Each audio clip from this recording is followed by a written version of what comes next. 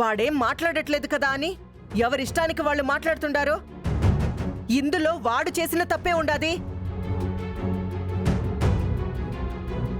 నీ ప్రాణాలే పోయే పరిస్థితి వస్తే వాడు తప్పేం చేశాడంటావేంటి? ఓ ఎన్నా, ప్రతి దానికి వాణ్ణి కారణం చేయబాకండి. పొరపాటున వాడి చెయ్యి తగిలినాది, ఆ దీపపు కుందె కింద పడినాది, దానికి వాడేం చేస్తుడు?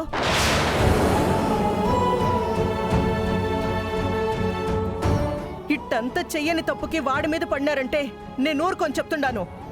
చివరికి వాడు నీ ప్రాణాలు తీసినా సంతోషమే అంటావే గాని వాణ్ణి మాత్రం మాట పడనివ్వు, అంతేనా? అసలిప్పుడు వాడేం చేసినాడన్నా? కావాలని ఏమైనా చేసినాడా? నాకేదన్నా చిన్న కష్టం వస్తేనే తట్టుకోలేడన్న వాడు అట్టాంటిది నా ప్రాణాలు తీయాలని చూస్తుడా? ఏం మాట్లాడుతుండారు మీరందరూ కలిసి? వాడేది కావాలని చేయడమ్మా, కానీ వాడు చేసే ప్రతి పనిలోనూ తప్పుంటుంది. అవతల వాళ్ళ ప్రాణాలు పోయే పరిస్థితి ఉంటుంది.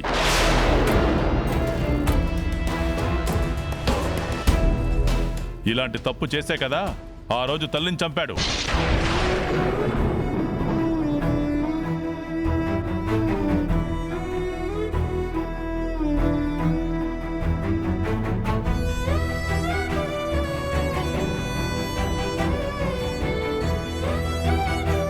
ఇప్పుడు నీ విషయంలో అదే తప్పు జరిగింది.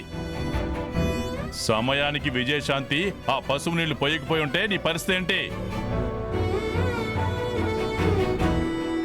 ఏ జన్మలో ఏం పాపం చేస్తే పుట్టావరా నువ్వు?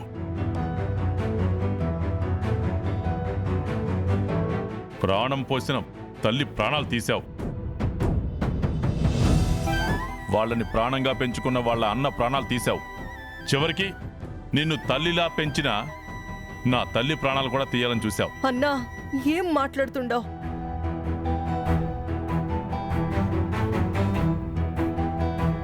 పూజ చెయ్యాలి అన్నారు పంతులు గారు. ఈ పూజ చేయడం వల్ల జరిగే మంచేంటో నాకు తెలియదు గాని వీడనేవాడు ఈ ఇంట్లోనే కాదు, ఈ ఇంటి పరిసరాల్లో కూడా ఉన్నాడంటే నా ఇంట్లో వాళ్ళకి ఏదో ఒక కీడు జరుగుతూనే ఉంటుంది. వెళ్ళరా ఇక్కడి నుంచి.